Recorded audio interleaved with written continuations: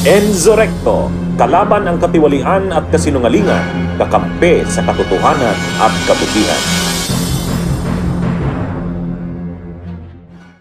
O ito, matapos ng formal na mabuo at makapanumpa yung independent na Commission for Infrastructure, ayan, na ano na kaagad, may mga ininspeksyon na kaagad itong mga projects, ano, at nakita na kaagad ang anomalya. Ah, okay din itong independent commission, at least ano na, sumasabak na. Hmm?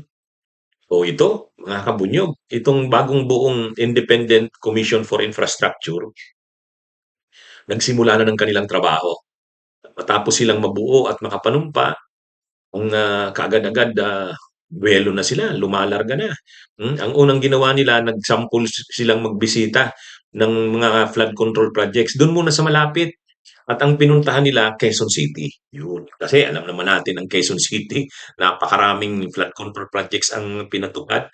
Pero grabe ang pagbaha. Kaya nag-decide silang bisitahin yung mga ilan sa mga flood control projects doon. Ang isa pa, pinatawag nila si Bryce Hernandez, kinausap, sinimula ng interviewin. Yun. At nangako na si Bryce Hernandez. Actually, hindi nangako. Sinauli na talaga yung isa sa mga luxury cars na na nakuha niya dahil sa mga anomalya sa flood control.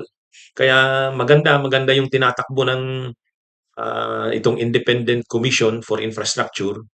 Kaya talagang sa Quezon City pa lang, ilang flood control projects pa lang, sabi ni dating DPWH Secretary Babe Singson, talagang obvious na obvious ang kalokohan daw doon sa mga flood control projects na yun. Chop daw eh.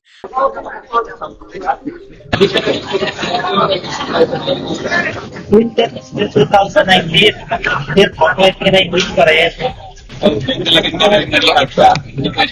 Dapat 2020.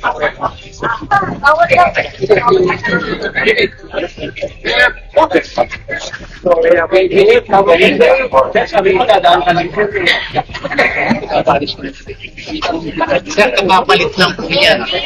Kapapalit lang po yan. Yung mga bagong guidance na yung takip ng man.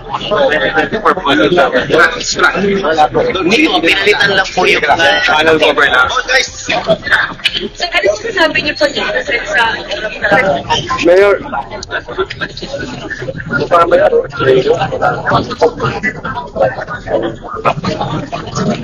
Sir, 48 million daw. Mayor.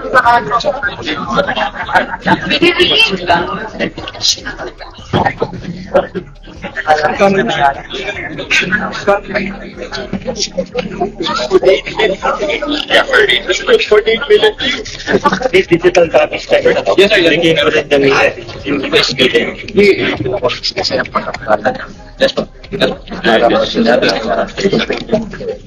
kapateralan natin sa mga pangalan dyan. Pero ito nakuha lang namin sa Google. This is the Google Earth Digital. Okay. Siguro baka may masasabi pa na itinasok. This one is dated 2019 yung bill. The inlet 2019. Pero yun lang rin siya kurang sa amin. Pero If I were to see something open challenge dyan, tinignan ko yung drainage green 2019. Ito yung ilalim. sharp eyes niyo, sir? I'm trying not to walk all the way to the place where things valley. That one din. Ito maraming phases. Ito yung 92 phases. Pero ito talaga will show you one of the phases of the 92 phases. And go on and show. Okay?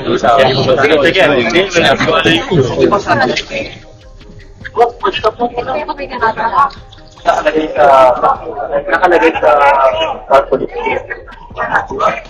May tarpaulin na naman.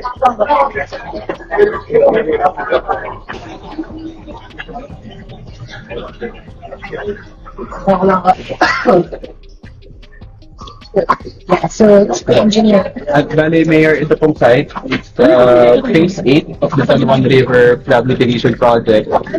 Based on initial study po, it reaches up to phase 92. So yung span po ng San Juan River in Quezon City is around 4 kilometers. So yung nahati-hati po siya. So this is one of the phases. So dito po, kaya po natin napili kasi dito obvious po na yung original location of the wall. So meron pong distance sa new wall. So in effect, nag-decrease po yung capacity ng river. Bakit hindi po sinagat? Sec, 92 phases, may ganun bang proyekto? Ano po? Obvious naman kayo. Kamag-answer yun. Kamag-answer? Chap lang. Hindi naman obvious yun. And 92 phases. First time niyo po nakarinig. Secretary, 5 kilometers lang sa San River pero ang phases 92 yung gagawin, yung proyekto. Yung Blumen Treat Interceptor, 3.3 kilometers, 3 phases lang. Sir, masasabi bang modus sa talaga to? Oo naman. Sinabi siya. To come from an official. Oo. Obviously, Chairman, parang hindi umabot sa limit ng We'll take note. Justice, sa tingin niyo po, 92 phases, ito ang... No comment from me. No comment from me. Sir, procedure lang, because I'm sure the public wants to know how the ICI will work. Will you be conducting public hearings, calling on... No comment. Haba pa ng premise ko, di ba? Are we done? Engineer, tanong ko lang, paki-explain mo nga, meron bang technical study na explain facility yung technical study, yung feasibility study? Hindi po siya, unfortunately po, hindi po siya presented to us. Ilang taon na itong ginagawa? Hindi po natin alam. Basta based on the contract doc details para 2024 po. Ganun din, nilaro. Parang ganyan siya, pero dahil mas narrow siya, mas obvious. Okay. Tapos nag-construct sila doon sa existing wall, in front of an existing wall. Nag-construct. Ganun din. Pinasikip. Yung possible insertion na ibigay na na-release after Tapos sa iba pang lugar nakatakda na nilang puntahan. Anyway, at least umuusad na yung Independent Commission for Infrastructure. May mga ginagawa na. Pinatawag na rin si Bryce Hernandez. Marami. At sabi ni Mayor Magalong, natutuwa sila na sinasabi lahat ni Bryce Hernandez.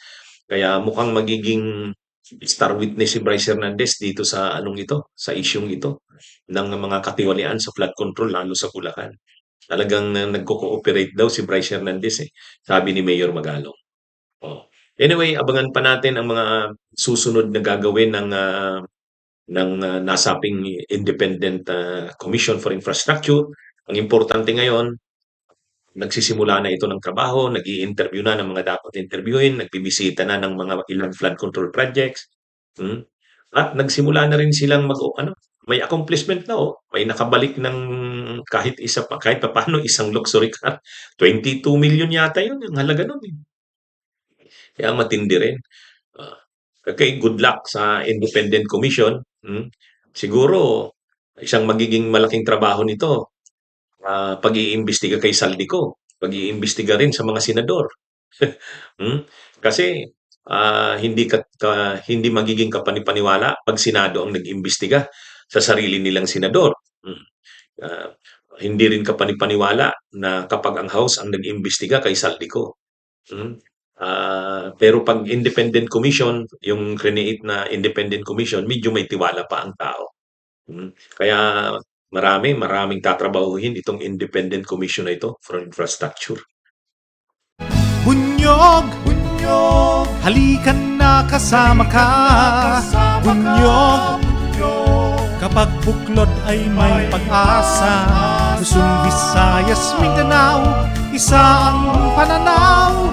Sa bagong Pilipinas ang bunyog isisigaw. Bunyog.